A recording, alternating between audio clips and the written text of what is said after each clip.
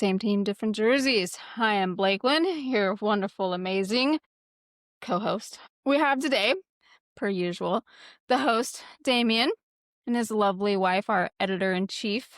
We're just going to start with that. Editor-in-chief. Yeah, that sounds official. I like it. Sonia.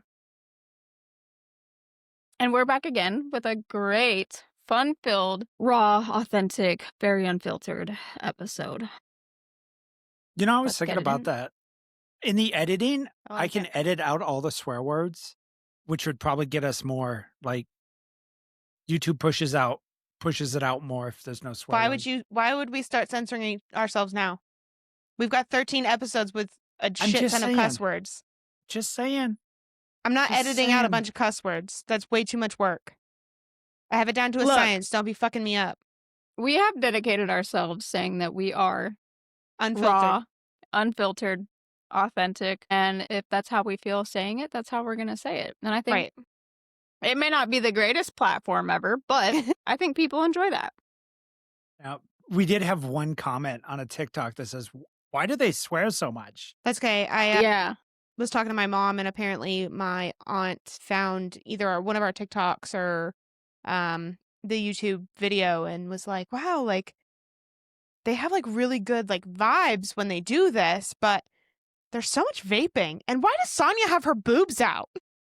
Was she the one that mentioned the boobs? No, that was probably my mom. But it was just funny because my mom immediately was like, because her grandmother taught her that if she's got it, flaunt it. I'm like, my boobs aren't even out that bad. Like, it could be worse. I could be wearing like the little tiny... Yeah, you could be wearing pasties. Right, exactly. Yeah. It could be worse, guys. Just saying. How many saying. dogs are around you right now? 2. I've got both of them currently. Relax. One's not ours. One's We not have- ours. We have Bear. You guys are we doggy have- sitting?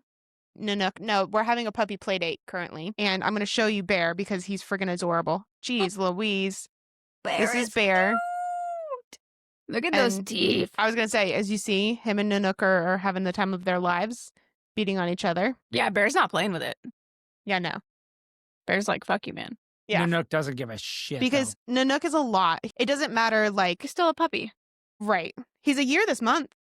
So he's getting into the Velociraptor state. Yeah. Yeah. Nanook, go lay down. Brisky will be 3 in April. Amber was joking with me today. She was like, you need to go with Mama and you need to go make an appearance on the podcast. And I was like, he made an appearance last week. And she's like, what do you Yes. mean? I was like, yeah. I was like, we were at the end of our episode and I brought him up here and like showed him off and everything, whatever. And she was like, tell Mama you need a chair with your own little bed and you can sit next to her and They're be gonna on be the our ambassadors. podcast, you know? And she's like, you'll probably be more famous than they are. And I was like, wow, harsh. I was like, but we not both know. wrong. I was like, but we both know that's not how it's going to go. He's going to sit there for 2 minutes with zero attention, and then he's going to look at me and go, and then fucking leave. And that's Yeah. exactly how it's going to go. Well, do you remember before Sonia started and I was in here by myself with you? Nanook was would up on the sit- bed. Yeah, Nanook would sit up there. Yeah. They just want the attention, which I'm all here for it. Right now, our big dog, he's got an owie on the bottom of his paw. I don't know how he did it, but he took his middle paw pad and he like tore a chunk of it off. So we've been using some liquid disinfectant and like keeping it clean, keeping it dry, and then like wrapping it so that he can walk when he goes out to go potty and stuff. It's like real bad. Nanook likes to break his nails, so that's fun. And then he'll like continue to chew on them. And I'm like, bro.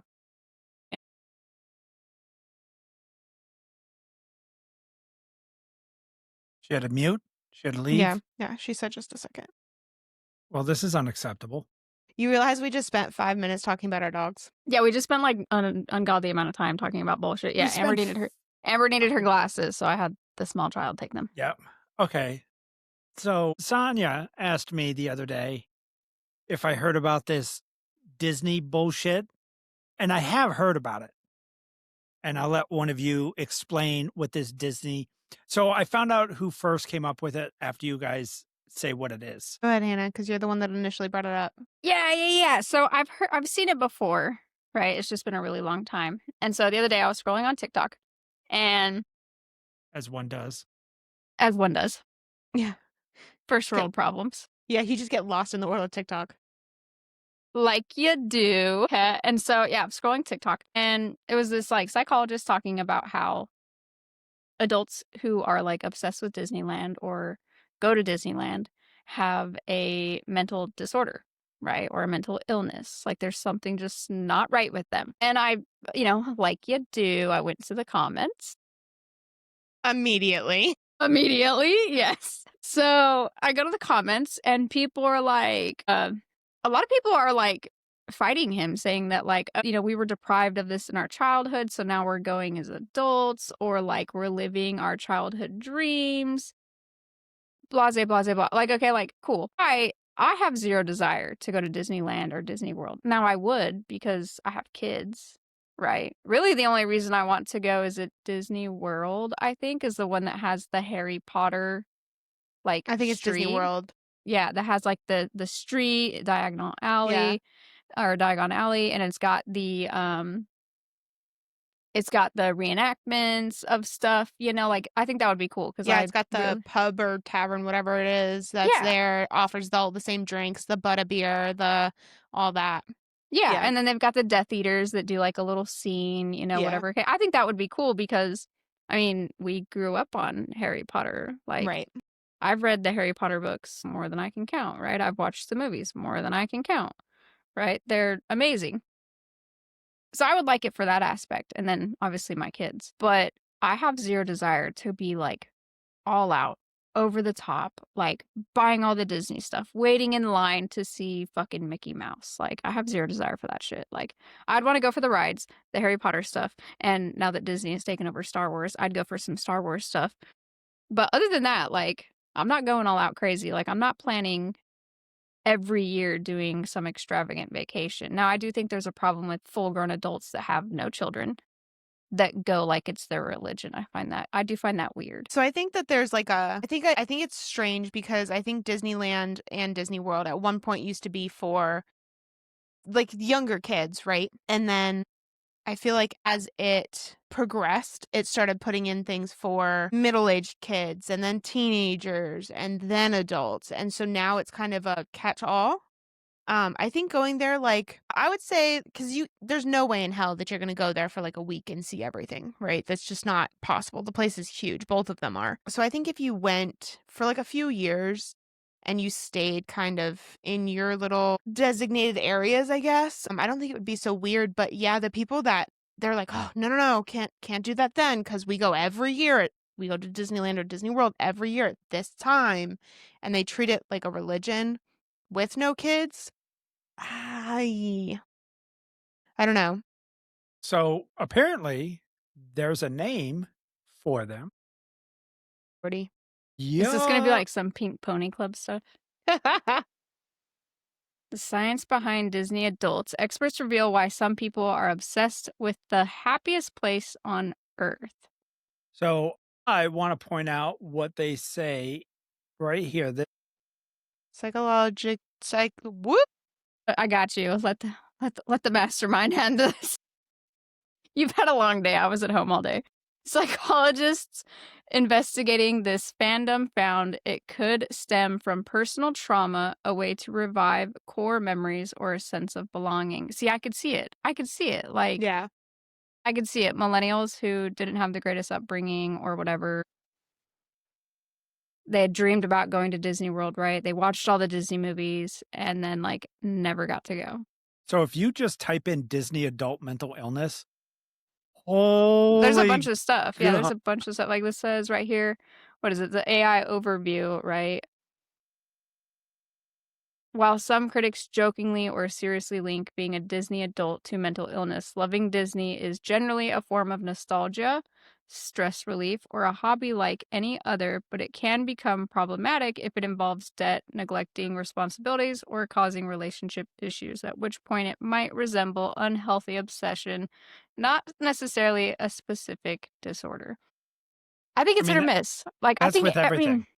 you can be that way with everything, right? Like, you can be addicted to everything and anything. When I was going through my abnormal psychology class, literally we went over types of addictions. Like there's gaming addictions, there's reading addictions, like anything that doesn't allow you to do your day-to-day responsibilities and take care of yourself or your relationships is considered an addiction. Like I video gotta gaming can be an addiction. so I took I took psychology too, and you did too. Got a question for you. Did you go over sex addiction? No. Do you But I think it believe I do you believe in sex addiction? I think it could be something, right? And just like anything can be an addiction. Like this podcast could become an addiction where like we stop doing our day-to-day responsibilities because of our podcast, right? Anything has the ability to become an addiction if you let it. If you Nanook start won't let us do neglecting that. Yeah, if you start neglecting your day-to-day responsibilities, right? Like you're calling off work so you can do it just for no reason, right? And that becomes a habit, or you start not doing your laundry, not washing your dishes, like not showering, like then it can become a problem, right? If you neglect your day-to-day stuff, I think anything can get in the way of that. But I think for sex, like I don't know, man. I could see it, but I So mean, I you don't think this literally have to that be doing sex over everything. I was gonna say, I don't think sex itself is the addiction. I think it's the intimate aspect of it. The feeling of like it's an intimacy issue because you look for it everywhere in random people. So I I was don't just think I don't think I could see the act of sex is the addiction. I think it's the endorphins and the feeling. I I could see just brought it up pornography being an addiction. yeah, because I could see that. I was thinking of all the Hollywood stars that came out after getting caught cheating, Tiger Woods and a couple others that came out to give their apology, and in their apology, they were like, "I've been diagnosed with a sex addiction." Yeah, but I don't feel like you get to be a millionaire and say you have sex addiction. Addiction? You're addiction. You're a millionaire. Everything wants How many drinks deep are you right now? none. This is my first one. This is Okay. her sober. This is me sober, guys. All right, you need to Thanks. pause, drink a little bit, and then you'll talk better. And then it gets more, yeah. Yeah. No, I don't think that you get to be a millionaire and have sex addiction because you're a millionaire. Everything wants to sleep with you. Like women don't have, I'm going to say it, I'm going to piss people off and I don't give a fuck. Women do not have the mental realization to be like, he's a shit guy. Like he's okay being married and sleeping with everything that moves. So I don't think that you get to have that luxury of being like, I'm a millionaire. I have too much sex. No, you just, Is there such a thing as having too much sex? Like actual sex, like actually doing it. Yes, I have hit a limit. yeah, I was going to say, yeah, I feel like, yeah, there is a limit. Like if you're one neglecting yourself, but if you get to a point where you're having so much sex that you're cramping and you're not eating and you're not drinking and you're not taking care of yourself, like that's See, too much sex. this is where I have a problem with people saying that sex could be an addiction, right? Because outside of it, if you don't shower, bro, ain't nobody having sex with you, right? Like if you do not shower, people probably aren't gonna have sex with you, especially if you're a dude. Dudes aren't having sex if they're not hygienically taking care of themselves, right? At least showering and wiping their ass. Okay. So, like, I feel like it's hard to say that you're having a sex addiction if you're still managing to take care of yourself. Because that's what an addiction is. An addiction is where you start neglecting all your day to day responsibilities, right? Like, you look at drug addicts, okay, who are addicted to a substance or alcohol, they will literally avoid any type of responsibility to get their fix. Right. They don't shower, they don't brush their hair, they They don't don't make their nothing. They're payments, right? They stop going to work and yeah. they lose their jobs, so they lose their house, they lose their cars, right? They lose their families, and they will literally slum it until they can get their next fix. So I feel like that's what an addiction is. Like, if you're just like, "Oh, I can't go a day without having sex," like, okay, you're just like the rest of the world where we all wanna have sex. But I think there is, like, a hypersexuality or hypersextivity or something like that nature. I don't know which word it would be, but one of those where you, like, would like to have sex more. Then there's people who I think are less on the totem pole where they're like, "I'm okay with, like, having sex once a week."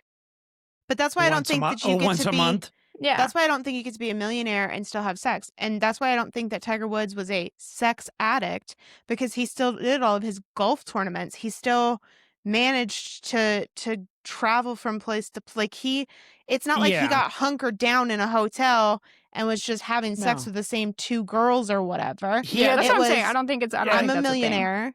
I'm a millionaire. I have money. I'm a nice looking dude. And these women want to have sex with me. So why not?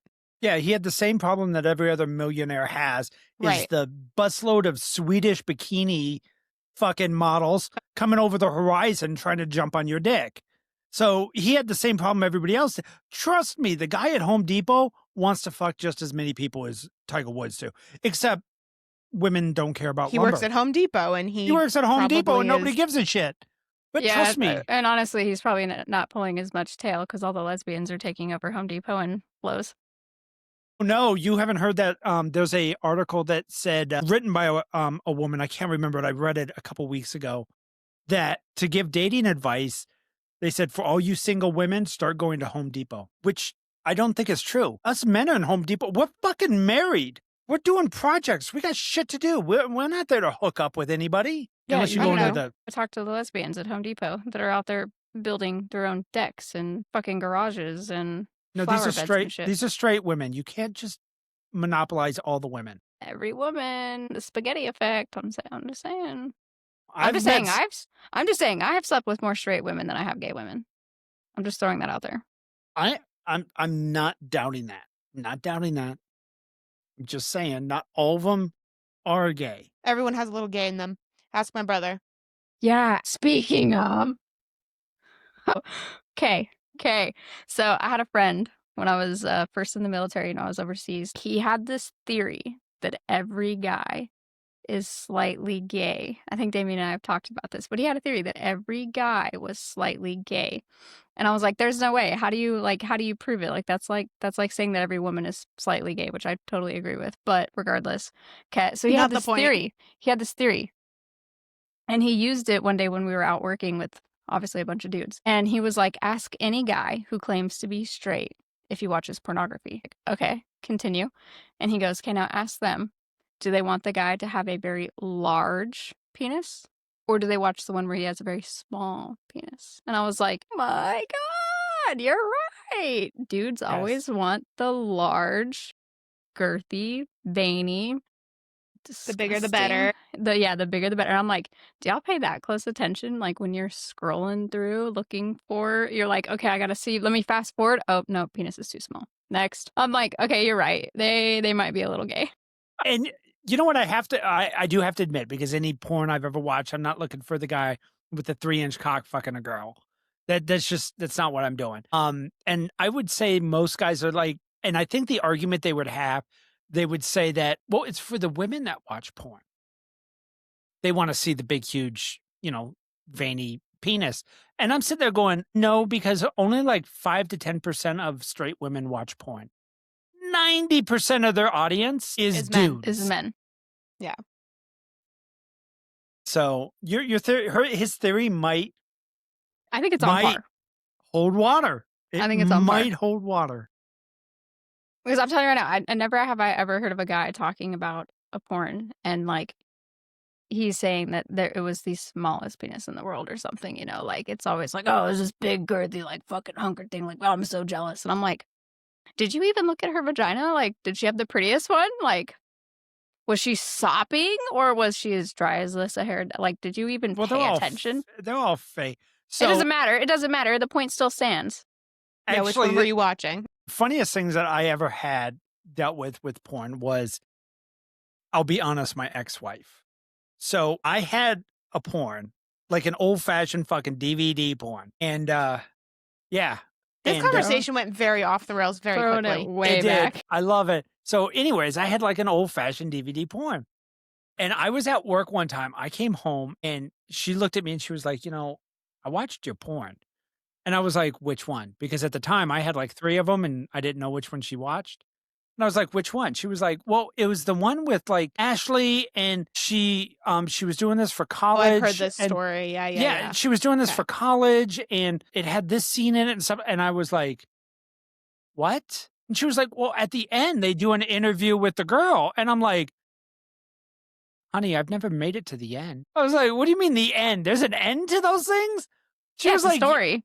Yeah, there's a story, and at the end, they interview the girls and their wants and needs, and I'm like, This is why I no think guy smut cares. this is why I think smut books are so obviously way more popular with women. Like, okay, so I've been doing a lot of reading in the past couple of weeks, and I think I'm on my 7th or 8th smut book right now. Yeah, they're not very. A lot of them aren't very long though. Like that's what most people don't No, mine understand. are Like very most. long. Mine are Oh, like okay. 300 plus pages. Holy Okay. shit. I'll get Yeah, through so that. I'll get through 2 of those in a day. yeah, that's pretty much what we've been doing. Yeah. I started one today. Now I haven't read very much of it because I've been doing some stuff at home with the kids, like getting ready for school and everything, whatever.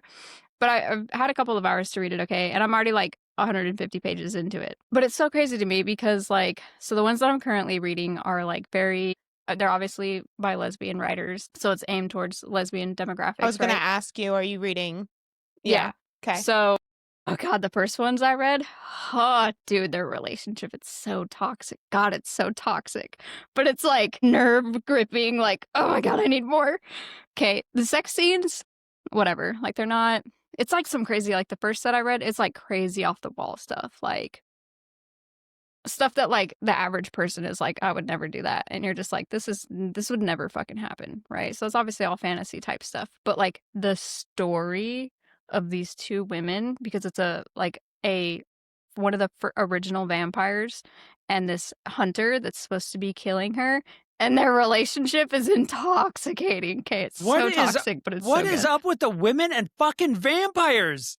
I love vampires. Look, I'm just know. saying, if witches, vampires, and werewolves were real, I would totally be a vampire. They're hot. They're sexy. They're like lust and need for blood. It's They can't get fat. They can't get fat. The sex and the blood, like they don't even have to have sex because the blood, when they like actually bite from somebody and feed from them, is like so intoxicating and overpowering. Like, that's amazing in my opinion. Okay.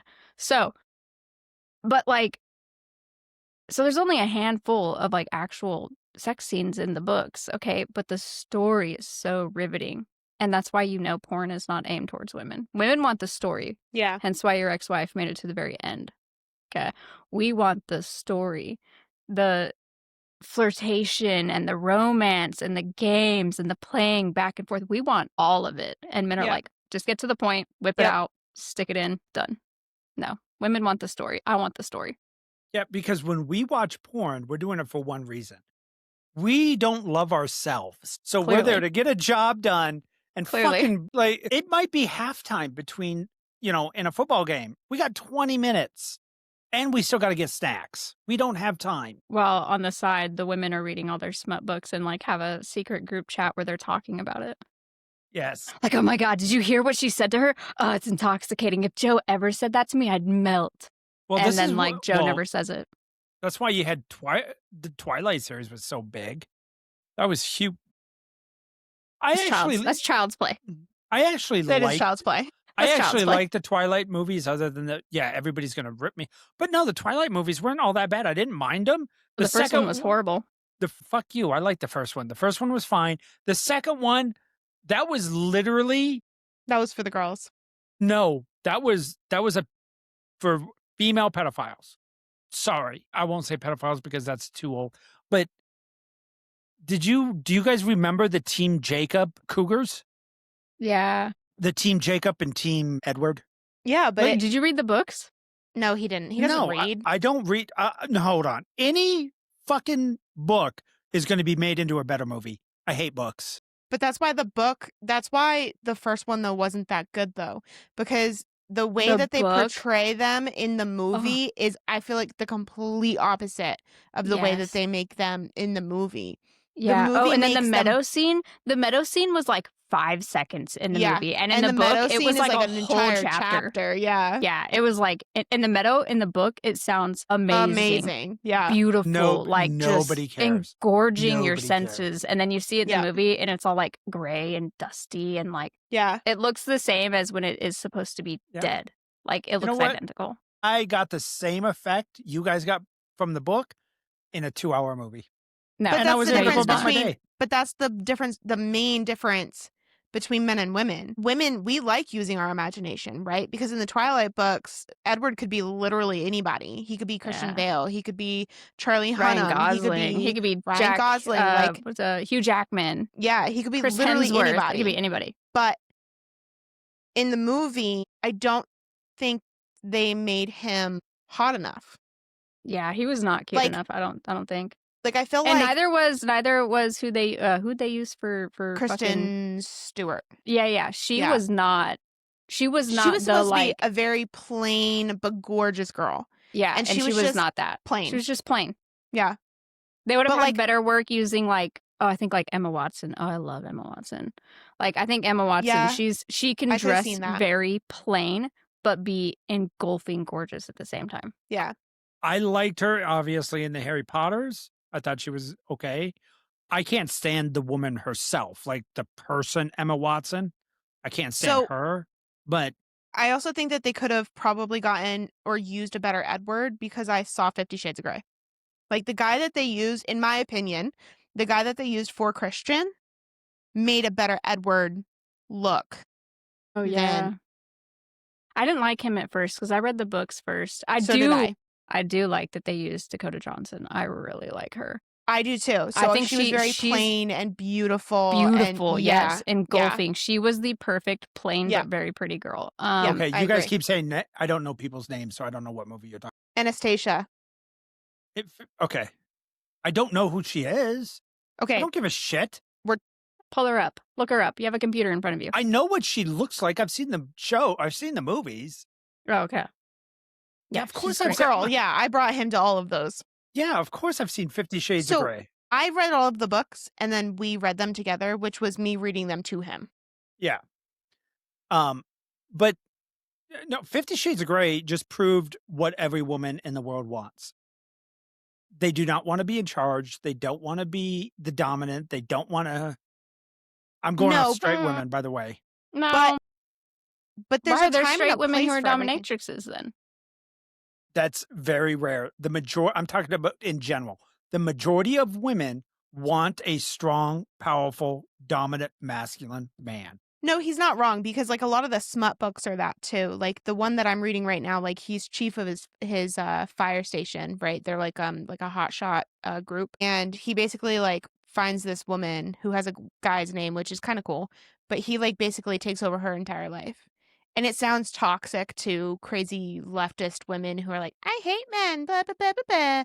But like it's Feminist. really fucking cute. Like he makes sure that she has breakfast every morning, like has breakfast delivered to her apartment every day for her and her best friend. It's not just her. He makes sure that her lunch is ordered for her every day. Like he makes sure that she's fully taken care of. And I think a lot of women want that, but with that, yeah, exactly. And a lot of women want that, but you also have to find the right man to be able to accomplish that dominating line. See, it's so funny because, like, okay, so in the lesbian smut books that I'm reading right now, which majority of them have been vampire hunter scenarios. The current one I'm reading right now is a assassin and witch scenario. Woo-woo. Okay. Spicy.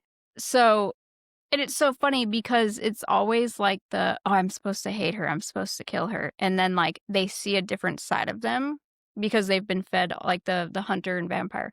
They've been fed these lies that, vampires are evil and bad and all they do is ravage and kill humans and they treat them like garbage. And then they see the other side of this vampire where they're like, oh my God, you don't treat humans like that. You're a good vampire. And then it just kindles their relationship. It's But the it's so same old. because you don't trope. see them, you don't see the thing of like where the guy takes care of the girl, like make sure she's fed every day, blah, blah, blah, whatever. But what you do see is them trying to like protect one another, or one of them takes that dominant role of protecting the other one, Yeah. even if it takes her life for doing it. But it's so funny to me because you don't see the whole like, well, I control her entire life. I make sure she's fed every morning. Like I make sure that the vampire is fed. I make sure that I'm the only human that she's biting, right? Like you don't see that aspect. Like you don't see the dominance of engulfing their entire life and taking care of them. So I think it's interesting. Yeah. It's two completely different. Yeah, way too completely yeah. different. Ugh, Yeah. but it's engulfing. It's so good. I love it. Dear It's so funny reading, like, the toxicity of it, like, "I hate you, I'm gonna murder you, but I'm gonna finger bang you right now," and it's like, "God, what are you guys doing?"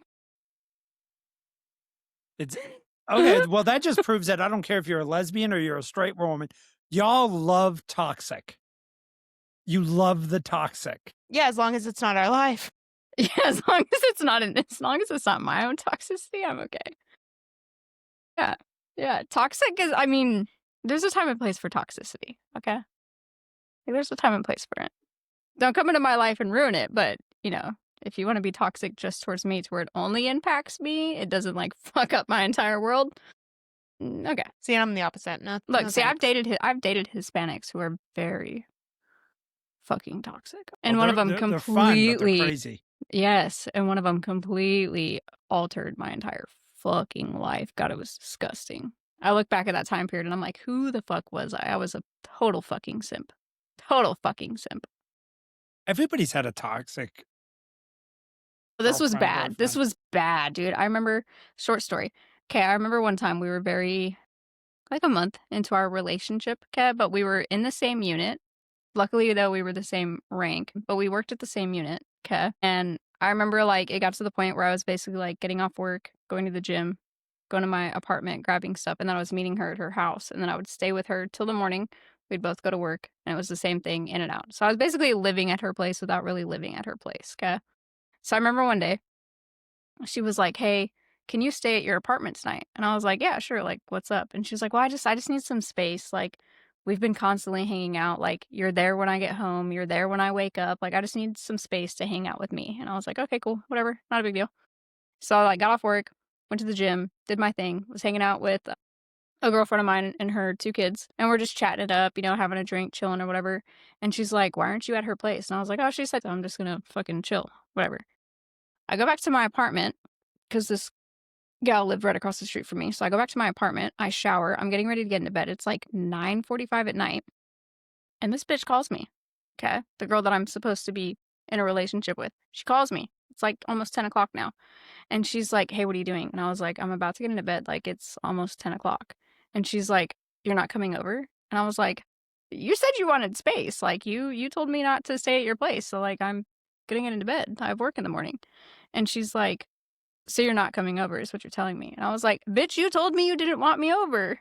Like, what the fuck?" And she's like, "Okay, well, now I'm telling you that I can't go to bed without you." And I was like, "What the fuck what the fuck do you want? Like, you say you want space, now you're calling me at fucking bedtime telling me to come over?" And she's like, "Look, come over or don't come over, but I'm telling you that I want you here right now." And I was like, "Oh my God." And I should have just hung up and fucking went to bed. You But didn't. what did I do? What did I do? You I packed your fucking shit and went.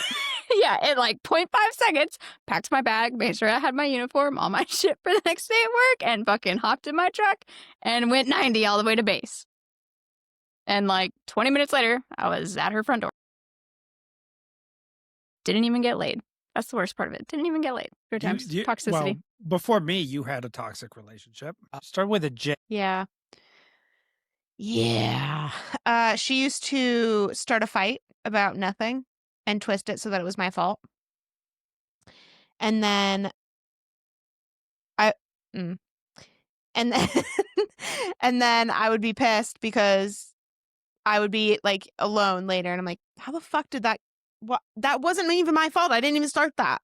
And then she'd call me out of the blue and be like, "I did a thing," and she would, like, dye her hair or something. Or she would call me, like, a week or 2 later and be like, "I miss you. Why did we stop talking?" And I'm like, Oh, and we fall for it every "Every fucking single time. time. Yo, yeah, okay, Every so that time." that scenario of, like, wanting space but then calling me fucking hours later, okay, so after that one time, bro, it would happen, like, once a month. Once a month, and I feel like after a while, I was like, "Holy fuck, like, this is just a challenge to see if I'm gonna, like, fucking chase her or something," and then when she didn't get her way, I didn't chase her or fight for it, because I was definitely not a fighter, like, I was not after my divorce, like, I was not fighting to be in anybody's fucking life or of importance to them. I was stupid. I was still, like, completely like, she was my world. Oh, see, I was in my late 20s, Yeah. I and was this was, young. like, 2 years after my divorce. So, I had already gone through my, like, fuckboy phase. I was past that.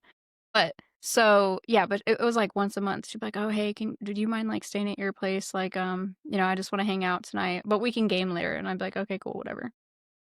And then fucking we'd be gaming, right? Like at 9 o'clock at night. And she'd be like, why aren't you here right now? Like, why aren't you coming over? And I'm like, bitch, you said you wanted space. And she'd be like, okay. She's like, well, pack up your TV and your PlayStation and come set it up in my living room and we can game together. And I'd be like, motherfucker, dude. Like, okay. And what did I do? Pack up all my fucking shit and drove it over there. Simpin'. Yeah, dude. Hard. Simp is hard. Simp hard as fuck. Yeah, she'd get mad, start a fight with me, have a fight with her mom, cut herself, and then call me in a mess. I miss you, I need you. At like 8 o'clock at night, we've got school the next morning. Like Why do we every do this time, to ourselves? because we're stupid. I don't I don't know. know. Probably Girls because are the sex. dumb. Probably because the sex is good. Glad I never had this problem. Bro, I'm telling you right now, crazy. Crazy is the best thing in bed. Damien, you might not have simped, but you had your toxics. Well, never said I didn't have my toxic, but my toxic, the one toxic that I had, I stayed because I had a child. Just one? Just one? Just Yeah. one? Yeah. Who else was toxic? Your first one. No, Was that the abusive one? No, that was the second one. Oh, that was the second one? The I haven't first heard one about the first one. She cheated on him while he was in Afghanistan. But yeah, that's toxic. I think any woman that cheats on their spouse while they're away is toxic as fuck. And they made him think it was his fault. But yeah, because you You're deployed, you joined the never military. around. Yeah. Like So as if he was paying all the bills. like as and- if I chose to, just uproot my life for 6 to 9 months. Right. I mean, you sort of do because you sign up for it, but not in that aspect. Like sometimes you guys don't even know how long your deployments are going to be. And that's what gets me. Yeah. Well, I'm telling you right now, marrying, if anybody listens to this podcast, please take this next sentence like deep, like let it resonate for a little bit, okay? Live in the moment. Anybody who is willing to marry a military person, you have to be as strong as the 1% that sign their name on the dotted line. Like, you cannot be weak. Like, if you cannot go weeks, months without Days. seeing your partner, it's not for you. Or Like, even if you're talking to someone them. Yeah, like, if you're someone that needs constant, you have to talk Yeah. every day, you have to see them every day, dating or marrying a military person is not for you. Like, you will go I remember, like oh god, dude, I remember my first marriage, 'kay? We were in California, and this is when one of the U-2s crashed, and we got called from work, and fucking everybody got armed up, and we drove out an hour off of base because that's where the U-2 had crashed, and our senior went to the extent of setting up fucking tent barracks and showers and was like, "Call your spouses, tell them to bring you a bag because nobody's leaving until this crash site is cleared." And we were like, "What the fuck, dude?" Yeah, Like, and sometimes you guys don't even get that much of a notice. Sometimes it's like, hey, show up to the airport. You've got like an hour. yeah. Yeah. Yeah, there's sometimes, like, you have no notice, like, there's days you go to work thinking that it's just gonna be another 8 or 12-hour shift or whatever it is, and then the next thing you know, you've been stuck at work for 20 fucking plus hours, and you're like, Yep. "Are we ever gonna get off work?" Like, that's how Nope. like, my first year in the military, that's how it was, like, we would do these fucking crazy extravagant exercises, and I was working swings or nights at the time, so, like, we would get called in for an exercise in, like, the middle of the fucking day, right? Not having to go to work until later that night for night shift. And so we'd be at like a 5-hour long exercise, and literally we'd get out of the exercise, go to our dorms and grab all of our shit for work, turn around and go back and then go work a fucking 8 or 12-hour shift. Like, we were gone all day. I remember the first time so Damien and I were living together at the time, and he was on call for the weekend. And we were on our way to, I don't know, out to dinner or something, just something minute, not a big deal. And his phone rang, and it was the base. And they were like, okay, you've got an hour and a half to get to the airport. I remember my heart dropped so fast of like, oh, this was going to be good. Like, we had a whole weekend plan. We were going to do dinner. We were going to go to the zoos. Like, we were just going to hang out. Like, it was going to be a great weekend. Every time his phone rang, my heart would stop. It was ridiculous. And then when I got spoiled though. All right, let me just say for those that don't know, I got really spoiled. Damien was only gone for, I think, 6 weeks for school. And that was all we did apart. And even then, I was definitely able to keep it together. But I mean, it sucked. It's not easy being away from your person that long. Yeah, and then no, don't get me wrong, like, it's gotten better now with technology and stuff where, like, Yeah. you actually have internet and stuff, so, like, you can take your cell phones and, and use them and Skype and FaceTime and get on Facebook and all this other stuff, but, like, there's times where, like, you get into the rhythm of work and being off and, you're there for a couple of months and nothing has happened and you're talking to your spouse, every day, every other day that allows it, and then just out of the blue nowhere, like, you don't hear from your spouse for, like, 2, 3 a week, and you're like, "What the fuck is going on?" And you have no idea. Yep, I think that's the hardest part is that you have no idea what's going on. Like, you don't know if they're dead or if, like, Yeah. something has just come up, like something changed at work or whatever the case may be, and then you finally hear from them and you're like, "What the fuck? Like, you just left me in the dark for weeks, a month. Yeah. Like, what the fuck happened?" And you're like, well, work happened, like." I remember one time we were Skyping with my dad. He was overseas, and I remember it, and I don't know why I remember this specifically, but I do. I remember we were Skyping, everything was fine, and then all of a sudden it was, "Honey, I love you. I gotta go." Click. And we didn't hear from him, I wanna say for, like, a good 4 days.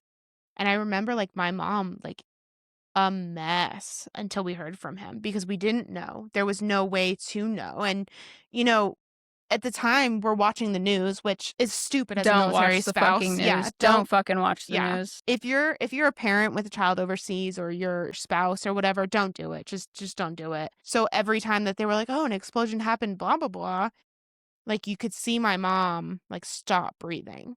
And then when we finally heard from it, it was, I mean, it was a big deal, his base or whatever did get attacked, but thankfully he was okay and he was able to come home every time. And I know that that's not everybody's story. I know not everybody comes home. But yeah, my MTI, one of the like this was like farther into BMT, but he was a prior security forces guy, and he deployed in one of like the first groups of Air Force people that went to Iraq, and their base had been attacked, it had been bombed or whatever. For 2 weeks, his wife thought he was dead. Like they genuinely thought he was dead. Yeah. They had shown up at her house, they had served her a flag and told her that her husband had died and that he wasn't coming home Jesus. type shit, right? The whole 9 yards for 2 weeks. And it was all because like all these people who had gotten injured, right? They kind of like when it's a mass casualty situation, right? Like they just kind of do what they got to do and they start shipping people around and sending them wherever they need to go to get medical treatment or whatever. For like 2 weeks, he basically got kind of thrown around between like fobs and then he eventually made it back to Ramstein where he was getting medically treated. And it took him a few days of being at the Ramstein hospital before he could contact his wife, but she went 2 weeks, no contact, thinking that he was dead. And then magically out of nowhere, he called her. Yeah, it's not for the weak. And For it's sure. like, bro, that's the life that you're signing up for. It's like, if you can't handle that, like, Leave. yeah, like don't let the whole benefits and like the military bullshit like swaddle you into thinking that it's the greatest thing ever because it's fucking not. It's fucking not. You and I have monopolized this conversation. Do you guys want me to leave? I mean, I can just like let you guys talk, and Look, 2 girls do it better than 2 girls and a guy. I'm just saying.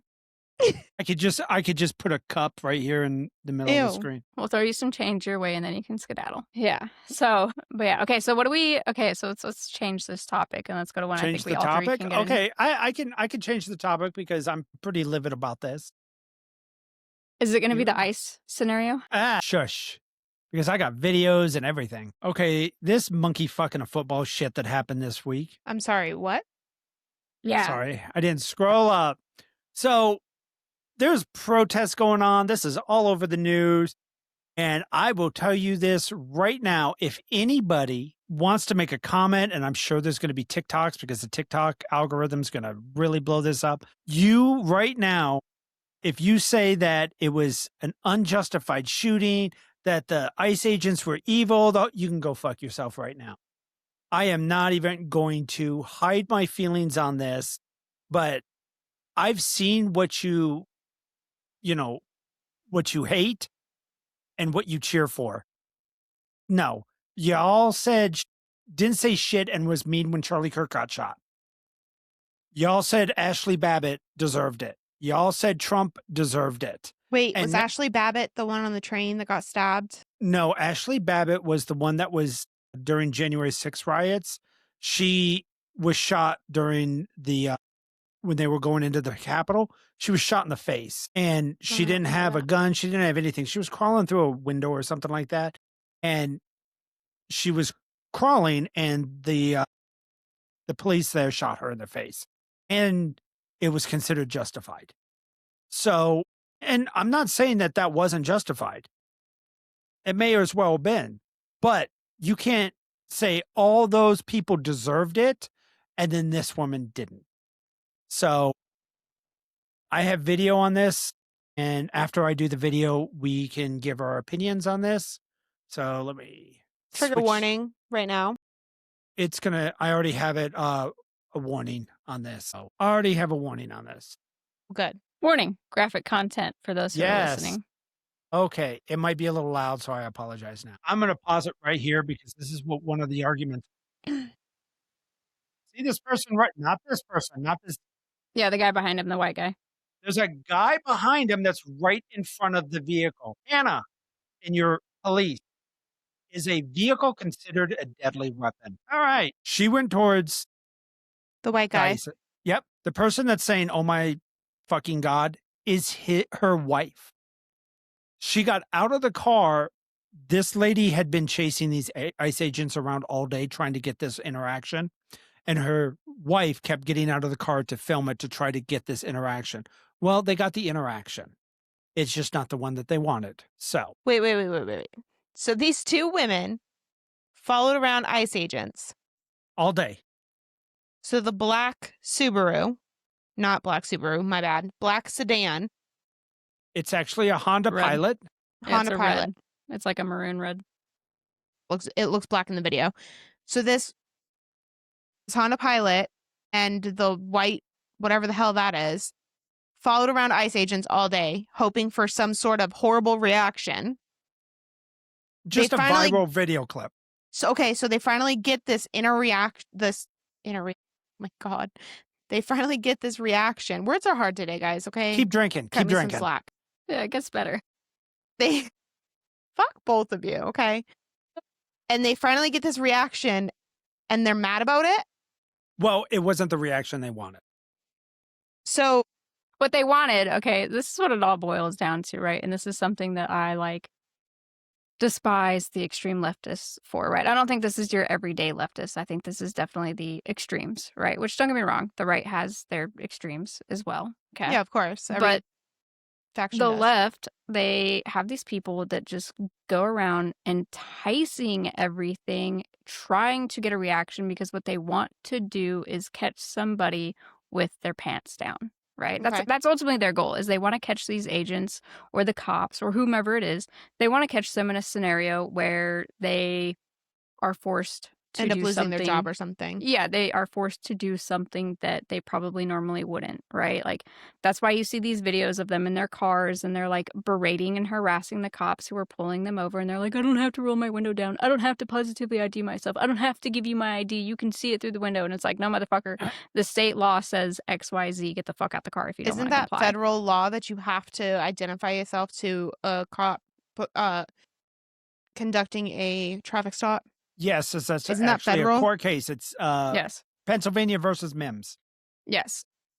Regardless, right? Regardless of what state you're in, if you are pulled over by any type of law enforcement agency and they ask you for ID or your name or whatever it is that they're asking for, right? You have to give it to them by law. If you don't, and it doesn't have to be 2, 3, 4 times. Like, if a cop pulls me over and he says, hey, I need your driver's license, registration, proof of insurance, and I say I'm not giving it to you, he has all the right to yank me out of that fucking car, put me in handcuffs, and take me to jail. Yeah. Because I've now broken the law. Yeah. Right? Normally, they're nice and they're like, hey, man, I really need your ID, whatever the case may be, okay? And they play it and they play it and they play it until they're like, you know what? I'm fed up with you. Now this is game over. So, and that's the thing I really hate is these leftists try to go and they purposely antagonize and push these buttons because they want them to react. Look, any psychologist or anybody in general, right, but psychologists nonetheless will tell you, if you push people hard enough, you're going to get a reaction. And when you get that reaction, you're not going to get the reaction you like. So just knowing Okay, if this lady was out there and was baiting these ICE agents and trying to get a reaction, the bitch got what was coming to her. Like, sorry, that's rough. It is what it is. But let me tell you, if I was in that cop scenario, my gun would have already been pulled. She's in a vehicle and I'm in front of it. My gun would have been pulled right off the fucking get-go. So, first of all, one of my arguments on this is that ICE agent, if this was not an icy road, that ICE agent would have been dead. He probably would have been severely injured. So dead. I slowed this down, and we'll try to watch it. So just really quick for the people watching on or listening through Spotify, it is a vehicle. There is an ICE agent standing in front of said vehicle with another ICE agent standing at the window trying to get her to step out of the vehicle. Yes. So go ahead. At this point, the ICE agent has walked up. So I want you to pay attention to her tires when they start spinning, and you're going to see him pull his firearm. Okay, so her tires spun, and as they're spinning, the ICE agent in front of the vehicle is pulling his gun. Yes. So this happens in like the blink of an eye, and I think that's what most people don't I don't want to hear this bitch screaming. It's annoying. Okay. I can mute it. Okay, so a lot of it. So I will tell you, because I've been watching all the left and what they've all been saying. They're saying that all he had to do was move. He didn't have to shoot. What most people don't know. Yes, because when anybody pulls out a deadly weapon, you don't have to shoot them. You just have to move out the way, right? You just have to move out the way. You just have to move out the way. It's so silly. God, why didn't we think of that? Not to mention, I am sitting here with a quarter speed picking this apart. Do you know what's going through his mind? First of all this happened in less than a second. He had his to make brain a decision. Is thinking, holy fuck, I'm about to get run over. Yep. So. Okay, he pulls his gun. The other cop's literally pulling her, trying to get her to stop. Yep. And the car hits him. What is this white beanie person? Is that just somebody Probably just randomly? It's just a bystander. Okay. But he does get hit. He gets his foot ran over. He ended up in the hospital, if I remember correctly. Yes. So I do believe he gets his foot ran over. Right. I'm telling you right now, my gun as soon as that girl had backed up and straightened her tires, my gun would have been pulled. Yeah, so it's not like they didn't, and everything else that I've seen on this. So what's oddly enough, one of her family members actually said, yeah, she should have been minding her own damn business. Yeah, my thing is too, okay, look at this is, oh God, this is how crazy our world is, right? This whole fucking situation could have been avoided if you had just complied. It's so crazy. Just comply. They obviously, like, I'm telling you right now, cops, from being one, okay, I'm not going out of my way to ruin people's day, okay? My job is black and white when it comes to the basics of the job of being a cop, right? The law is the law. All we are taught to do is enforce the law. If you don't like it, move to another state. Vote differently. Move out of the country. Sign petitions and try to get it changed, okay? But cops are taught very, very basic. You are not to interpret the law. That is for the judges to do. Your job is black and white. They break the law, you enforce the law. That is it. That's it. That's all we do. Now, yes, there is gray, right? There's a little bit of gray with stuff, okay, as far as like, if you're breaking 3 laws in one, I can either write you all 3 tickets or I can just write you one. Yeah, you get to use your discretion as far as that goes. We get to use our discretion as far as that goes. Okay. Or like if you're a minor and you've broken the law, okay, there's different routes we can take this. Like I can get your family involved and I can press charges and do all this other bullshit. Or I can just have a nice, good talking to you, call your parents and inform them what's going on, and then leave it at that and wipe my hands of it. Okay. So there's a little bit of gray area, okay, that we get to work with. But the rule is simple. You break the law, we enforce the law. It doesn't matter how minor it is. You could be going 1 over the speed limit, and I can pull you over and be like, hey, you were speeding. Speed limit's 45. You were going 6. Here's your ticket. We'll see you in court. Now, that's an asshole. That's an asshole. But that's the basics of our job as cops. I get that. But the big reason this happened, everybody was saying that Trump and MAGA need to tone down that. No, this is years of Democrats telling their side that these people are not just doing things wrong. They are fascist evil and they're going to put you in chains. So if your whole existence, if you're in that mindset bubble that ICE agents the cops will always kill you. Like they did a poll and a ton of black people said that there was like thousands of black unarmed shootings a year. And when they showed them statistics, That's not true. No, the statistics, there was 6 in like 2020 or something like that. And there's only an average of like 6 to 8. Sharks bite more people than that a year. Just saying. Like, I'm just saying, there's more airplanes at the bottom of the ocean than there is submarines in the sky. Yeah. So, but this is the Democrats telling their side that it's not that they're doing bad things, it's that they are evil. If I told you that you were going to be put in chains if you don't fight back, If you you're left going the to house. yeah, you're going to fight back. And these people have it in their head that ICE isn't there they're there to kill people. That's what they're there for. Cops are there to kill people. That's what they've been told for years now, drilled into their head that they're not just rounding up illegal immigrants, they're arresting Everybody. everybody. They're arresting anybody that is brown. You guys want to hear something crazy that I heard? It was probably a couple months ago now on a podcast. It's Go for this. She's she's an agent. She used to work for Secret Service and now she works for CIA. Okay. But she's this agent. She's extremely intelligent. I forget her fucking name, but it's on the Diary of a CEO. And this guy interviews her and she flat out says that the more Yes. I'm not offended at all. So if anybody questions me, my news sources, because the biggest thing for left and right is that, oh, you watch CNN. Oh, you watch Fox News. So Me neither. see, and this is why this is my news source. I use Ground News. I got the subscription because I can sit here and go, oh, federal agent shot 2 people in Portland. And I can go here and go left, center, right, see where the news is. So the left obviously will tell you, the bad side, and then central and right. So no, I don't sit here and watch Fox News. We've gotten a couple comments on our TikToks, our short TikToks, saying how we're MAGA, far right, conservatives, crazy people that look, just and I'm watch not like Fox don't get me News. wrong. Don't get me wrong. Okay. The MAGA stuff, I hate it, right? But it worked so well for Trump. So well. It did. Like Obama used change for the longest time. It's all about change. We're changing America, which I thought it was really funny. Nothing fucking changed. I thought it was really funny. Do you guys, you might know since you were kind of in the military. Yeah, you were still in the military when he was president, right? Uh-huh. Yeah. Okay. So do you really remember young. what people used to say that change meant? No. Really? Maybe I didn't pay attention. No? Okay. So I got told one time that change stands for come help a insert very inappropriate N-word get elected. That's even better than Pontiac.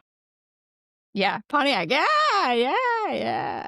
Okay. So that's what a friend of mine. For the 2 black people that probably watch this show, if you know, you know. They know.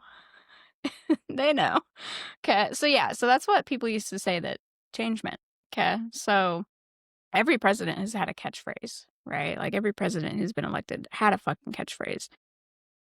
And Trump's just worked. Like his make America great again. Like it just worked. I think that's what everybody wanted. Like I have been saying for years what America needs is another 9/11. Unfortunately. Like as horrible as that sounds, right? No, like I definitely don't agree with like thousands of Americans losing their lives. Like I really truly pray and hope that we never have a devastation like 9/11 again. But I totally see where America you're coming has from. not been greater than 9/12. It was amazing. Yeah. I mean, I wasn't old, but I was, I think 25, 26, something like that. So I was a little older. And everybody, there was not a house that did not have an American flag. There wasn't anything. You could not. That was the most unified that we were so unified. Yeah, like 9/11 was devastating, but 9/12, America was fucking strong. We were stronger than we'd ever been. And the wild part about it is genuinely like, so I got a chance to go to the 9/11 memorial in New York City. And it is there's not words. Like you almost stop breathing a little bit. Yeah, it's I imagine so real. I imagine it would be like what visiting Auschwitz would feel like, right? Times that so Auschwitz would be like times 100, but yeah. Yeah. So I visited where The Twin Towers used to stand in '06 or '07. Okay, so there was no memorial yet, like, there was nothing there. They Yeah. still had the big, like, 30-foot fucking fence with all the privacy slats put into it, right, so you couldn't see. And when we entered, like, in the block of that vicinity and we got off the bus, because I went on a Smithsonian field trip, and they took us there. It's just this, like, eerie, like, Mhm. oh my, it's like time Like, stands nothing still. Yeah, exists. and, like, it's like, Yeah. New York is crazy loud, but once Yeah. you, like, get within a block radius of where the Twin Towers were, it's like the whole world stood still. It was Yep. quiet. Yep. People were I mean, man, there were people around, like, selling American flags that had everybody who died with their names embroidered on it. Like, people were selling 9/11 hats. People were there, like, feeding the workers who were still clearing rubbish and pulling bodies out of everything that had fucking toppled into the ground. Like, it's just such an eerie, shaky, like, there's no feeling like it. No It's almost feeling like the compares air to was it. sucked out of that block. So Yeah. I went after the actual, like, monument was set up, right? Yeah, so, like, there's, like, the 2, like, essential holes in the ground where I guess, the Twin Towers kind of stood, like, in the general vicinity with all the names and everything, and you walk around it, and like you said, New York is so, so loud, but it's almost like the monument itself is in its own little private bubble. Yeah. Because you stop breathing, you don't hear birds, you don't hear people talking, and if you talk, you feel like it's almost like standing up in the middle of church and just saying the most outrageous shit in the entire Yeah, it's universe. like earth-shattering loud. Yeah, Yeah. it's so like, goosebumps. It's wild. I have yet to see the memorial in life. We should go. It's a crazy feeling, but I'll tell you what, America was not stronger or more unified than it was on 9/12. But I feel like we're kind of always like that after something Well, like that. after Pearl Harbor, because it was the same Right. way with Pearl Harbor. I mean, nobody in America wanted us to get involved with Europe because it was a European war. And we It tried to was a stay Europe, out of and it. yeah, we were adamant about not getting into it, Right. and then they touched our boats, and we don't like it when you touch our Speaking of boats. Pearl Harbor, did you guys hear, I think it was in the past couple of months, they finally pulled the last corpse out of the Arizona? I Wow, thought they I were did never going not. to do that because it was supposed to be an actual gravesite. No, they pulled him out. They pulled the last one out. It No, I was did pretty not hear recent. Nice. about I'm that. pretty sure it was in the last, like, 2 months. I remember reading something about it. No, I did not Nope, hear about that. didn't know that. Yeah. Yeah. Yeah, definitely I have 0 desire to go see the 9/11 memorial. I think after being there after, like, what I went '06, '07, so I went 5 or 6 years after it had happened. And they were still pulling people out then. Wow. We gotta think about how deep that steel ran, right, for how tall those buildings were. Yeah. I mean, and they had to pull everything out of there. I think the only hard memorial that I went to Auschwitz, Dachau, I stuff wanna go like to that. Auschwitz so bad. There's not much left, I just wanna unfortunately. see it. I just wanna be there. I will always be adamant that I don't believe in ghosts, I don't believe in spirits, I'm not into that kind of shit, don't believe in Yeah, me it. neither. There's always an excuse, in my opinion, the wind, settling the house, something. There's always a reason. That was the only place that I went to that I kinda let, because they let you walk around.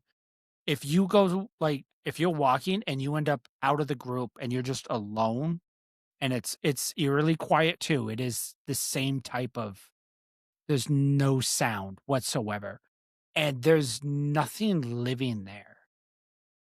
Like, you don't see anything Yeah, you don't alive. hear anything, you don't You don't see hear anything. anything. Yeah. It's the only time that you feel, I people that say they feel a presence, that something I know, it's probably the only thing, that's the closest I've ever come, because I felt like I needed to be back in the group. I had to, Do you like, think walk that next to people. It was creepy.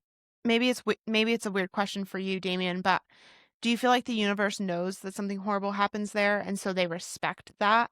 I don't know, but you could definitely tell it's a memorial now to try to make sure nobody forgets, it feels bad. And just so that It people are feels like a aware, bad place. there are people out there that are deniers, avid deniers. The Holocaust never happened. That's illegal to even say in Germany. Because it You happened. can't even It say it. fucking happened. You know what's so crazy to me though is that so I visited Germany for a short period of time when I was overseas, and they like kind of teach you like not to talk about it.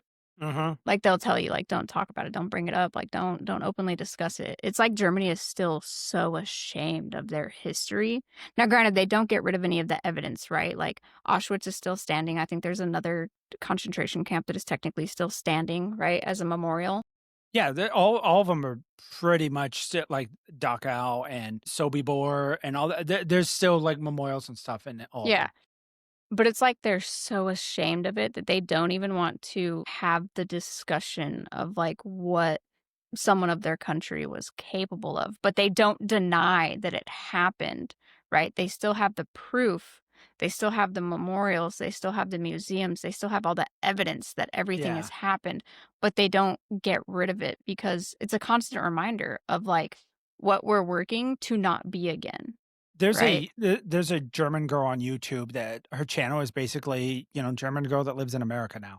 And she goes through everything that she has to deal with. And you can ask her questions. She answers questions on YouTube. And she's really, she's really good to listen to and stuff like that. One of the questions were, how does it get taught in Germany? How does World War II get taught in Germany? Yeah. And she will tell you right off the bat that it's way, way too much. Like, the kids are sick of hearing it, and I think that's a bad thing. If you get to the point where the kids are because she says you start in elementary school, then you have it for, like, 2 years, and then in junior high, and then high school. Like, you end up having it, like, 7, 8 times. Yeah, of And learning about your history. by the time you're 16, 17, she said, most of us are like, Done. we're Fed up. we're not even paying attention anymore. So now you've taught it to the point where you don't even pay attention to it anymore, and that's a bad thing, I think. I think I they're was about to ask overdoing you, it. do you think that that's why they don't talk about their history? Why they don't? I mean, don't get me wrong, it's a black mark on your history, right? Like, Yeah, it's so Oh, yeah, wants of to course. nobody wants to be the nation that birthed a genius who turned out to be horrible and killed thousands of people, right? All in a genocide. No one wants to millions. be, yeah, millions, my bad. Nobody wants to be accountable for that, right? Yeah, I'd say they're you either overteach it or you underteach it. I don't think there's a happy medium, right? Like, I constantly ask my older kids, like, "Have you guys learned about 9/11 yet?" Because none of them were alive for it. Yeah, They weren't even a blip yet. Like, they weren't even yeah. Well, imagined. I think that goes with anything because right now, with all the DEI, racism, and stuff like that, I mean, that's being pushed down. That's in the kids' cartoons. That's being taught in school. That's being told. And I think it's to the point where nobody fucking wants to hear it anymore. So now you've lost the messaging that you wanna get across. Like, I grew up in the East, and I think we had the best saying, like, "We just don't see color, we don't care." Like, I'm Gen X, and most Gen X people, we really don't give a shit about color. Like, we're not racist, we're not racist. Like, we will tell a racist joke in a heartbeat, like, we'll think nothing of it. But if I'm with a fellow black guy that's Gen X, we will tell racist jokes with each other. And we just don't care about color. It doesn't matter. Like, are you a good person? Yes. Okay, then I don't give a shit if you're Indian, if you're black, if you're, whatever. I think But that also comes with the territory of being around it, right? Like, I look at some people who are from the smaller towns and they've never left those small towns, and they have a demographic of this demographic is higher than the other one by a lot, right? Like, my hometown is a perfect example. It's primarily white. Like, we had yeah, 1 or 2 black you mean the families. hometown that I live in right now? Yeah, so we had primarily white people. We had 1 or 2 black families. We had We have 6 now. We have 6 hand here now. a handful of Hispanic families, and that was it, you know? Yeah, we're the minority now. And Yeah. And then I took that into the military having no idea about all these etiquettes, I guess you could say, in a way, right, that we thought were appropriate, and then they weren't all of a sudden. So, like, I think that it people who get raised in these small towns where it's the same demographics day in and day out, right? And everything is kosher and they don't get taught any of these other etiquettes, right? And then they sprinkle out and they go to these bigger cities where it's a total melting pot of people and they have no fucking idea. They have no fucking idea. So I think it depends too, because like, so I grew up, I'm a base kid, right? Like my dad was military. We grew up on base. We had like, I don't know, maybe a black kid a class, right? And then we moved to West Hampton, New Jersey, and I was the minority. Yeah. Everything was colored. You were the white kid in class. And I was the white kid in class, and I was like, holy fuck. But I remember my high school years, like, and I think this is what most people don't understand is that if you're genuinely fleeing your country to come here for a better opportunity, that's awesome. Like, that's amazing. Like, I had a kid from Sierra Leone. Literally, like, his parents he was born in Sierra Leone. They came here legally, seeking asylum. And I remember he didn't talk much in class. He didn't, nothing. And when we went over there's a specific war that I cannot think of for the life of me right now. But when we went over that timeline, at one point, like he raised his hand and was like, that's not what happened. This is what actually happened. This is why me and my family are here. Like everything is so, I don't want to say up for interpretation because that sounds horrible, but I feel like everybody's outlook on it is different. Well, I've been, I mean, with that and with what just happened, with what happened in Venezuela. Like everybody right now, I've been blessed that I've been able to live around the world multiple times, different countries, doesn't matter. So I've gotten to see everything firsthand.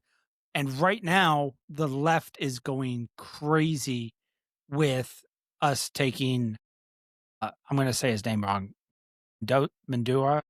Is it Maduro? Maduro. Everybody's going nuts that we kidnapped Modelo. But they all say, well, he was the president. First of all, no, he wasn't. He was a dictator. He stole that, didn't he? He stole that election. He lost He the didn't even election. win.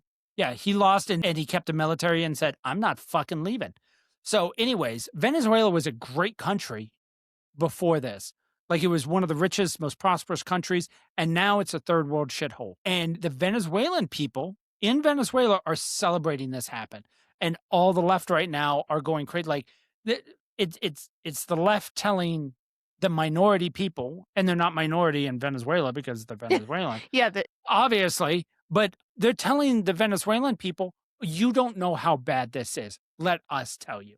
How fucking arrogant do you have to be sitting in America with a $1,500 iPhone, a full belly, a roof over your head, telling somebody in a third world country, running water, a toilet, electricity, currency that's still current. Yeah, a currency that's not inflated, to tell somebody else, I know better than you. That's pretty fucking arrogant. So there's a girl on TikTok that her page isn't, like, she doesn't have, like, a bunch of videos or whatever, but after the Maduro nonsense, she literally came on TikTok and was like, let me, as a Venezuelan, let me tell you, you guys have no idea what you're talking about. We are thrilled that our president got kidnapped because he wasn't our president. He was a dictator. And, like, she goes down this laundry list of things that this is why we're happy about it. And then there's another little white girl from America who stitches it and is like, well, you don't really want President Trump running your country because he's a dictator. You would just be in the same situation you're already in. And I'm like, I'm sorry. What? For one, if Trump truly was a dictator, the right would have revolted by now. I'm just going to make it known, okay? If a dictator or any type of tyrant actually gets into office where it is legit, like, okay, this is a legit fucking tyrant or a dictator, I can tell you right now, the first people to revolt will be the right. If for all the people that say Trump is a dictator, if you're going on social media in front of millions of people complaining about your president, telling him that he's an asshole and how bad he is and how terrible he is, guess what? He's not a dictator. Because you know what you... Do we have to have pictures of him in every single room? Do you know what you... Yeah. Oh, that's crazy. Do you know what you don't get to do? Go to North Korea. Yeah. Do you know what you don't get to do in these other countries? You don't get to criticize your president. Do you know what happens if you bitch about the president in China? You You're disappear. dead. Yeah. Yeah. You know, and That's how there's North Korea is too. yeah, there's literally thousands and thousands of videos and posts. I can pull up Facebook right now of how bad Trump is and how what a shithead he is. And for crying out loud, what's her face held up a severed head of Donald Trump. Yeah, didn't get- and she still got to walk the streets like nothing happened. Yeah, she didn't get arrested. Any other president, that bitch would have been arrested. Oh my God. Do you know what would happen if you had a Ugh. severed head of Obama? Dead. That person would be dead. They would die in It'd an be over. accident. Let's just imagine going so to huge. Russia and somebody holds up a decapitated imitation head of Putin. You wouldn't get out in the street with that picture. Dead. They'd be dead. Yeah. It'd be ridiculous. So this whole In the UK, right now, which UK is very progressive, according to everybody. In the UK, people are going to jail right now for the things that they post online. Yes, Facebook jail is not just a ban. Facebook jail is a real thing right now in the UK. Like, cops will come to your house, ask you what you posted, hold up a picture of what you posted because you don't have you don't have privacy. rights. You don't have rights, and say, this is illegal, come with us. There's so many things that other countries, you guys love Germany and you love Sweden, and you don't have the same. I've been pulled over in a car in France. Guess what? You holding your license up to a window and having that don't fly. Having a cop calmly say, sir, or ma'am. 100 times. No, you do that. You keep your window rolled up to a Polizei. They will yank your ass out of the car. You won't get red rights. You won't get shit. Yeah, straight to I jail. got pulled Do over not one collect time in $200. Turkey. It was scary too. How'd that work out for you? So when you go to Turkey, they won't let you use passports. We have to use NATO orders because Turkey is a NATO base. So we have NATO orders, and they tell you like anytime you go off base, because we get given a Turkish ID, and we are supposed to have our NATO's orders with us constantly, and it is in English and in Turkish. Okay, And for so, those that don't know what NATO orders are. it's basically a NATO treaty. So essentially it's a passport for NATO. So anytime you go to a NATO base, right?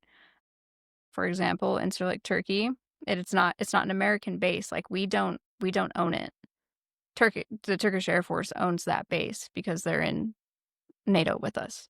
So the Turkish own that base. We just own where our assets are at. Everything else is ran by the Turks.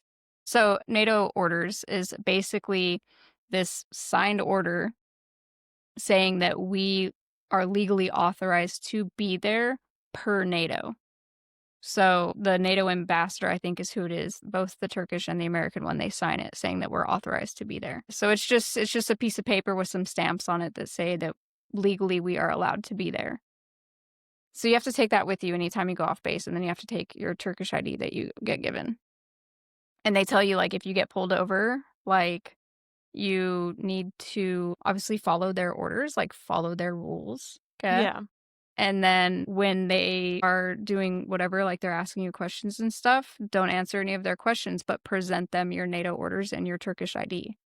Because we technically cannot, I don't want to say we technically cannot be like taken to jail or anything, but there's like a weird, for minor things, right? Like I think I was like speeding or something that was really stupid. For little things like that or whatever, a lot of the times, like, they'll kind of just escort you back to base, and it's a done deal. Like, So they maybe escort this you back is a to base and stupid then you're done. question, but is Turkey the same kind of road setup as like Germany? No. Like where they have the Autobahn, so there's no. No. Okay. No. Turkey is, bro, it's wild. Nine times out of 10, like, there's no lines on the road. There's no lines. So I remember we used to come out of base and we'd go out the alley, okay, which was a two-way road that would take you to the main highway to where you could get into Adana, which was the actual town, okay? When you pull out into the highway that leads you to Adana, it looks like it would be like a 8-lane highway, okay? So 4 on each side.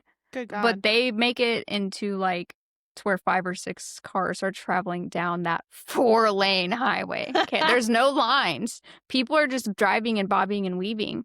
And when you get into Adana, the nicer part of Adana, okay, where they have running water, okay, because there's parts of Adana where they don't have running water. They have shacks that look like they've been made out of fucking plywood, and they burn their trash in the streets.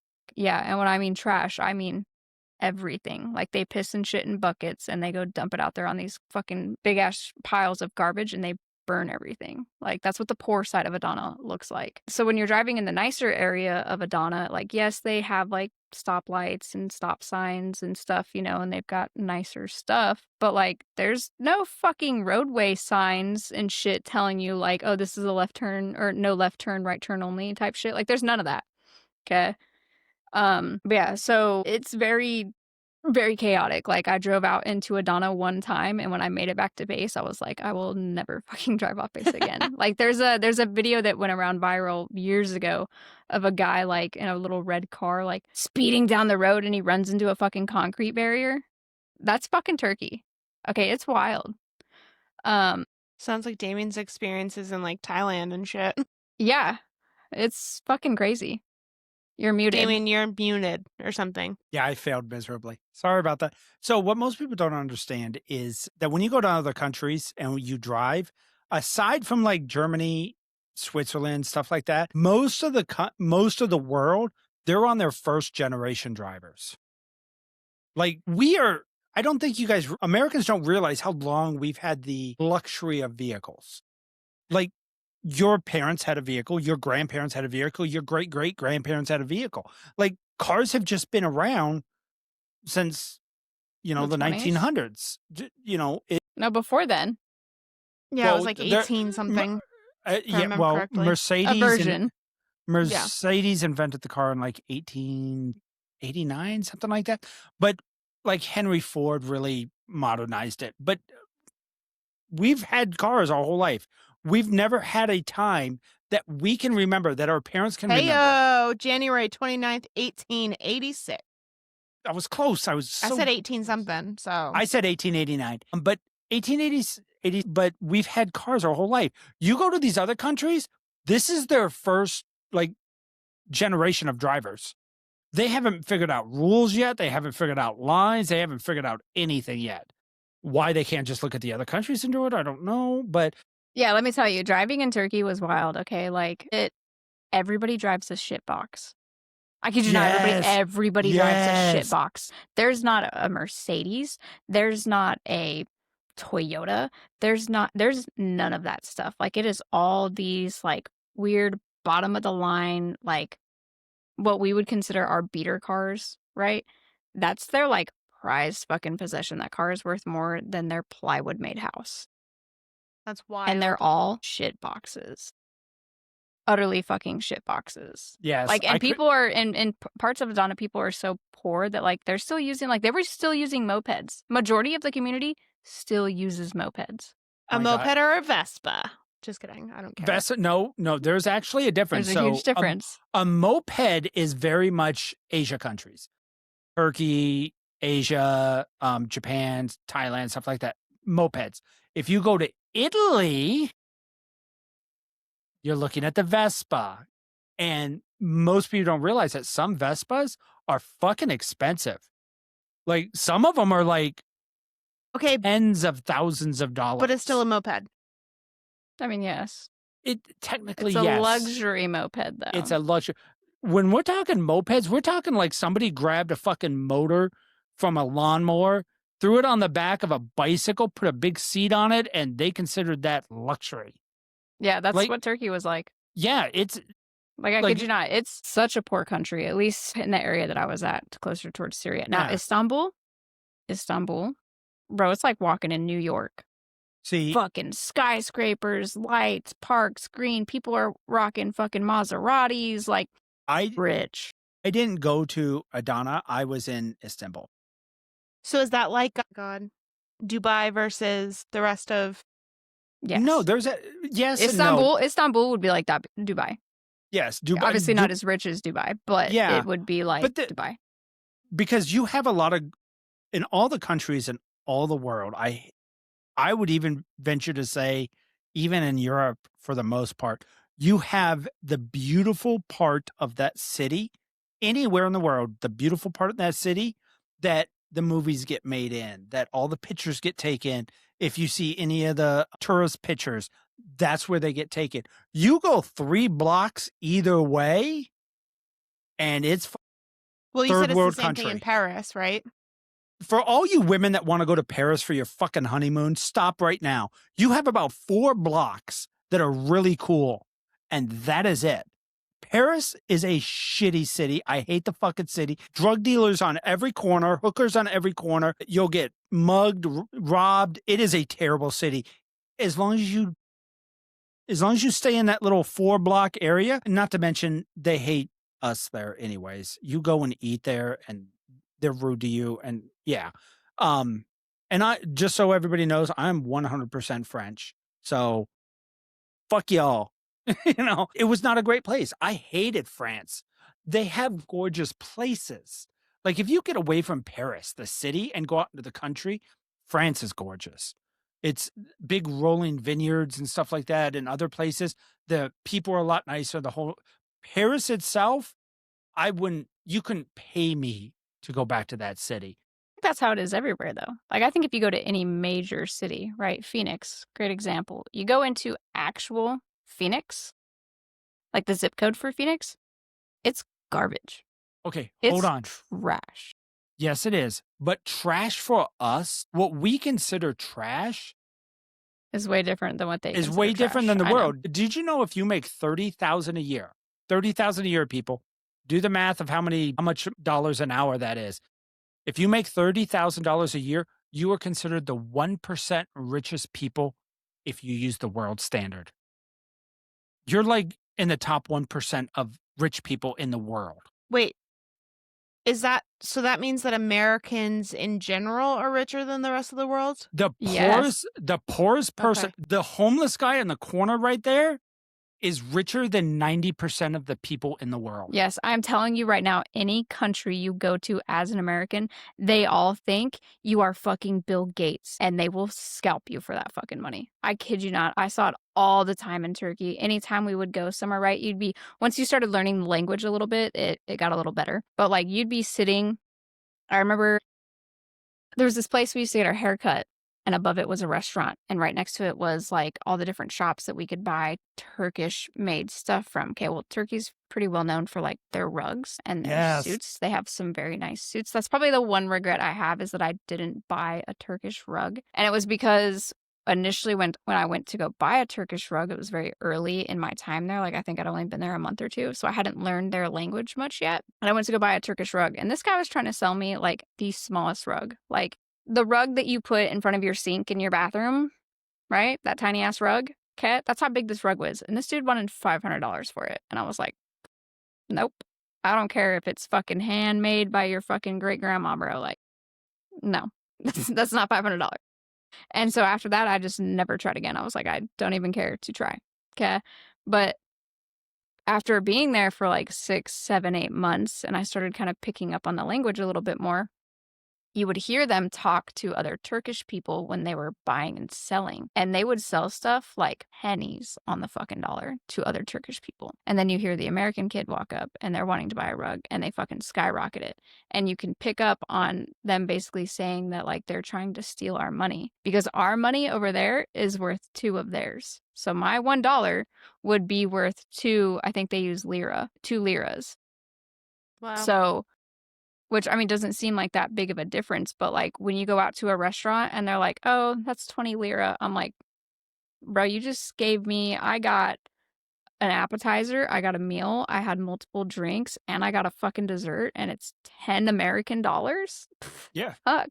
So you'd give them a 20, you'd give them like a $20 bill, and they'd be like, oh my God, thank you so much, because tipping's not a thing over there.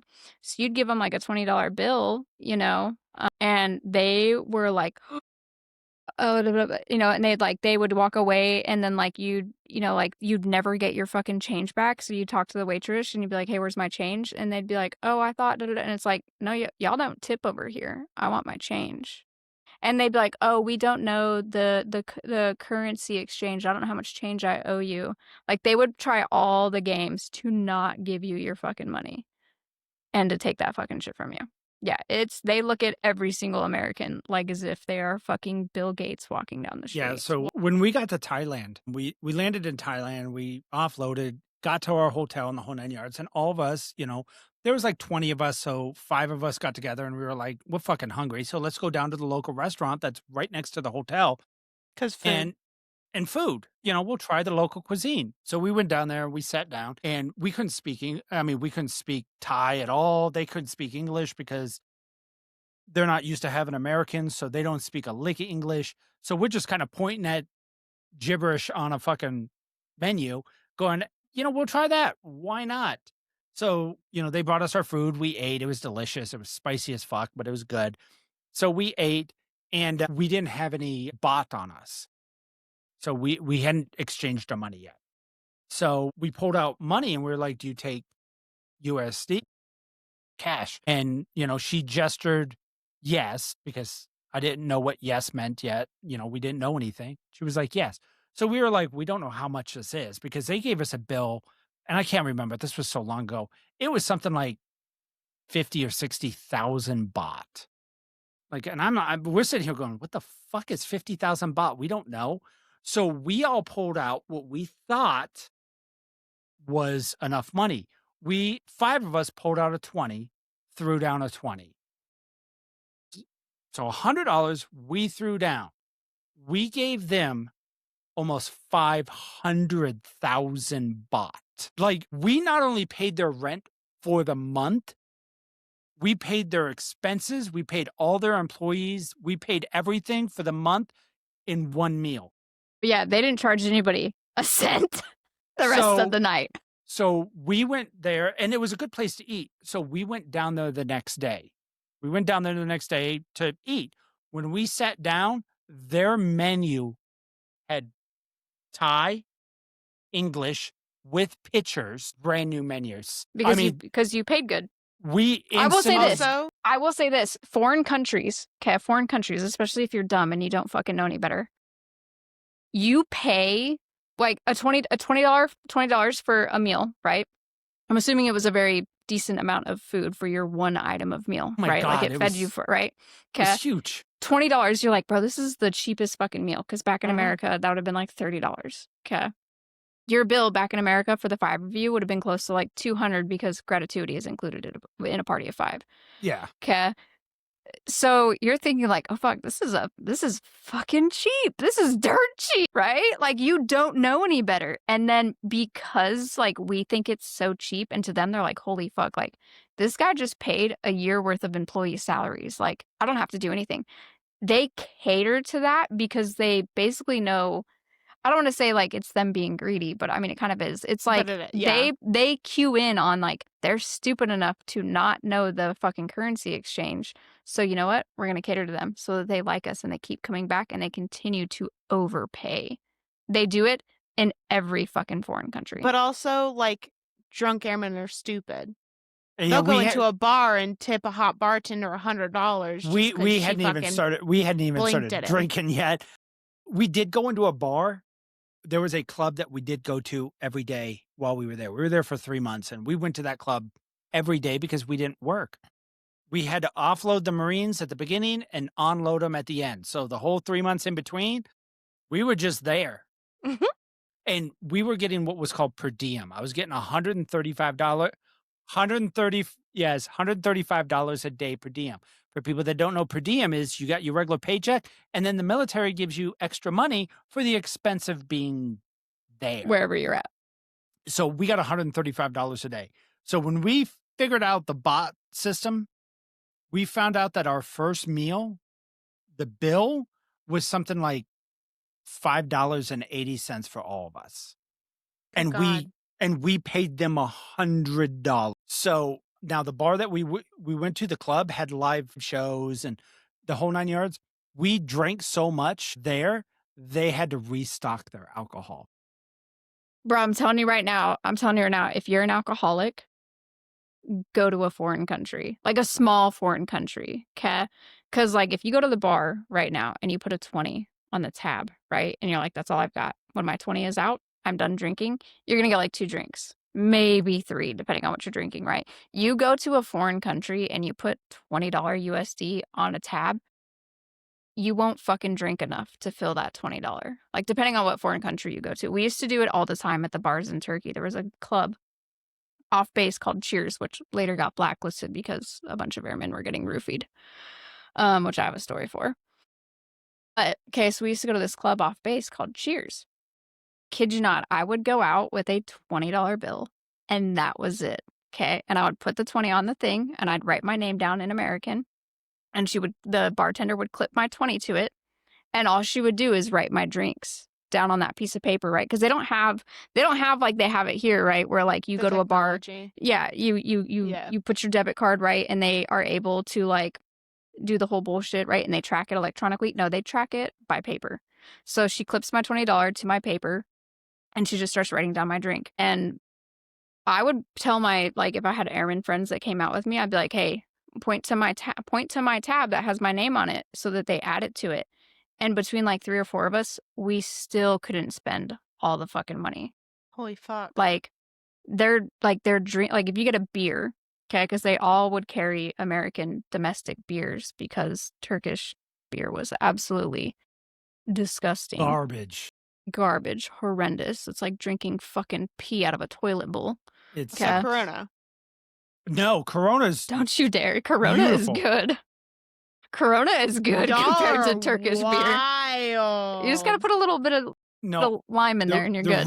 The reason we say these are good because we've had truly bad beer. We've had truly bad beer. Okay. I wouldn't serve if it was my dying drink, like if I didn't drink it, I would die. And they served me a Turkish beer, I'd fucking die. I'm telling you, it's so bad. Turkish people cannot make a beer to save no, which is their weird. Their coffee is fucking phenomenal, though. Okay? Hold on. As long as you have a bathroom within 5 feet of you. Yes, yeah, it's gonna go straight fucking through you. And take everything with you. Yeah, but their beer, horrendous. Coffee, phenomenal. Okay, but yeah, so like 3 or 4 of us could not fill a $20 tab. Okay, but I remember one night we went out and this airman who was newer, he put a $10 bill down and he came back with one of those, those big serving platters, right, that they use at restaurants that are like fucking this big around, okay, the huge ones. He put $10 down and asked for Jaeger bombs, and that $10 filled that entire rack, that entire circle serving platter with Jaeger bombs. And not big shot glass Jaeger bombs because they didn't have those. They had the small plastic ones, but it filled it for $10.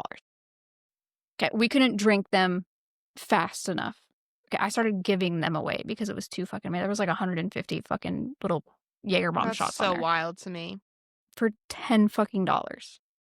Okay, do we have anything else? I don't want to. I mean, we've been on for an hour and 46, but I don't want to cut it short. But I'm having an issue.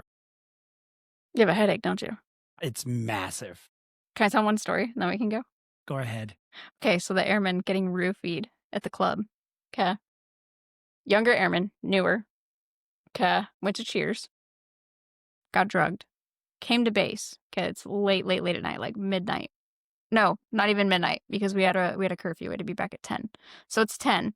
And he came down to the patio and he started drinking. And he starts going off. Just starts yelling fucking crazy. To the point where like everybody who was at the patio drinking, we all dispersed. We left because he was making a scene. And at the time that this was going on, this was when Obama was in office, and anything and everything could get you kicked out. Like you got an alcohol-related incident, ARI. You got an AR within the year, you were going to get kicked out. Okay, so we all dispersed because we didn't want ARIs. So this kid's going off, yelling, cussing up a storm, fucking doing some crazy shit with one of his friends or whatever. And the flight chief and the flight commander got called out and showed up. So flight chief, flight commander are talking to this kid, and they know him because he works on flight. Okay.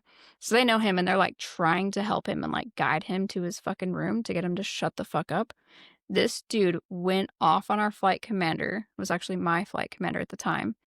Went off on this captain saying that he was going to bomb his house and kill his fucking wife and kids while they were still inside. Like just completely went off.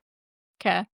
So the dude gets arrested. They take him to our little jail cell that we have at the unit. Okay, he gets arrested, sobers up, gets the drugs out of his system, and goes for drug testing the next morning, blood, urine, the whole 9 yards. And I kid you not, within 6 months, this kid was kicked out because he threatened a captain. And he showed, like, he was very like, bro, I was drugged. Like, I went to Cheers. I had a couple of drinks and then we came back. And he's like, I only had, 3, 4 drinks. Like, at the time, 3, 4 drinks for us out there was fucking nothing. Like, we were putting away bottles. So 3, 4 drinks. Professional alcoholics. 3, 4 drinks was like, that's just enough to maybe take the edge off, right? And so, like, he wasn't super drunk. Like, he wasn't slurring his words. Like, the dude wasn't crazy as far as, like, alcohol. Okay, but he, like, showed us his drug results and stuff, like, his drug test results. And I forget what fucking drug it was, but it was high. Like, it was a lot. And yeah, so 6 months later, the dude ended up out. Like, even though that they had reason to believe that he had been drugged because he threatened a captain and saying that he was going to kill him and his wife and his children and stuff, dude was gone. Out. Within 6 months as well. Goddamn. It's probably the most exciting thing I saw at my first base. All right. That sucks. I'm sure he's doing great now. That was sure he- over. It was like 13 years ago. I'm sure he's fine now. Yeah. He didn't commit suicide or anything. No, he's probably great. Yep, he's fine. All right. Thank you once again, everybody, for showing up. Spotify, YouTube. This will be on YouTube, 0800 Monday. Every Monday, we're going to be on. TikTok will be on. Anything else, guys? Yeah. Girls? Share with your friends, share with your family. Comment, like, email. share. Yeah, so the Hopefully- email is sameteamdifferentjerseys@gmail.com. If you want to reach out to us privately, feel free to comment. We like to hear people, thought processes on the vibes or topics or whatever. We want to hear feedback. Yeah. Don't Let us know your hesitate. thoughts. Yeah. Let's argue a little bit. Argued with the Yeah. lady. Yep. On our All right. TikTok. Take it easy, everybody. Bye. Bye, guys. Have a good night.